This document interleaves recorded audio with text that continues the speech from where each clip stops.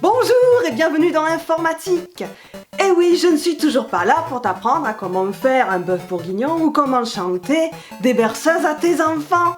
Eh ouais, je suis Xiliote, technicienne support informatique et bienvenue dans Informatique.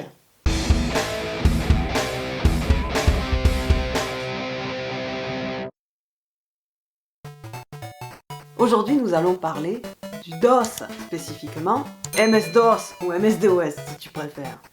Ceux qui ont joué à des jeux dans les années 90 sur PC se rappelleront sûrement de cette interface en ligne de commande très simpliste afin d'installer, de lancer leur jeu, le DOS, ou plutôt le MS-DOS, Microsoft DOS. Savez-vous qu'à la base, il n'a pas été créé par Microsoft, mais par une société tierce? C'est en 1980 que la Seattle Computer Product, plus spécifiquement Tim Paterson, crée le DOS, qu'il a fait en seulement 4 mois. À cette époque-là, ça s'appelait pas le DOS, mais ça s'appelait le QDOS, Quick and Dirty Operating System, qui a été nommé ainsi avec humour, mot à mot, le système d'exploitation sale et rapide. Si on traduit en français, ça donne le système d'exploitation vite fait, mal fait. En informatique, le Quick and Dirty est en fait un protocole ou une stratégie élaborée, même s'il l'est fait avec peu de soin, peut résoudre un problème le plus rapidement possible. Alors bien sûr, le QDOS n'a pas gardé ce nom de QDOS, étant donné que système d'exploitation rapide et sale ou vite fait mal fait, ça fait pas très vendeur, donc du coup, ils l'ont changé en 86DOS, afin de le nommer comme le processeur Intel 8086 de l'époque sur les ordinateurs IBM, ou plutôt devrais-je dire les kits d'ordinateurs IBM. Sa structure de commande et son interface de programmation étaient compatibles avec CPM, Control, Programme, Monitor, le système d'exploitation en ligne de commande que tu as sur les Amstrad CPC, les Amstrad PCW, le Commodore, l'Osborne 1, le TSR 80, le ZX Spectrum, tu vois, voilà, tu as ça dessus. Bien sûr, les ordinateurs IBM, forcément, hein. Et donc, comme c'était compatible, cela facilitait le portage d'un système à l'autre. Et c'était bien pratique d'ailleurs.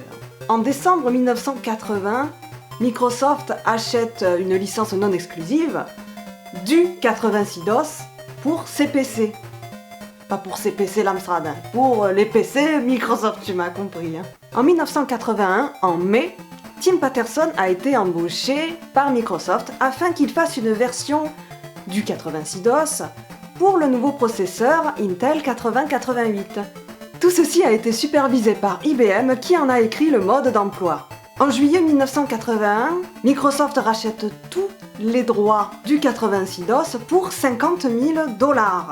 En juillet 1981, soit un mois avant la vente des PC IBM, ou de l'IBM PC plutôt, Microsoft décide de vendre toute la licence de 86DOS et en revend une partie non exclusive à IBM qui a été ensuite renommé le PC-DOS 1.0.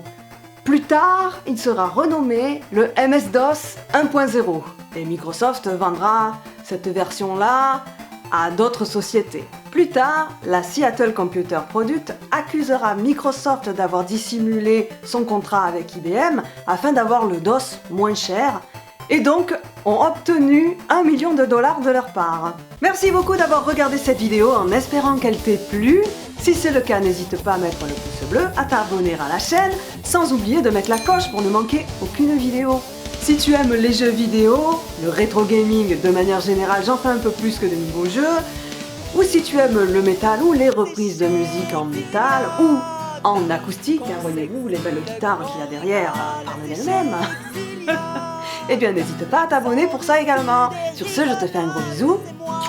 Et je te dis à bientôt, voilà, sans oublier les podcasts sur les jeux vidéo, les dessins animés, j'ai failli oublier, voilà. Bon, sur ce, ciao ciao.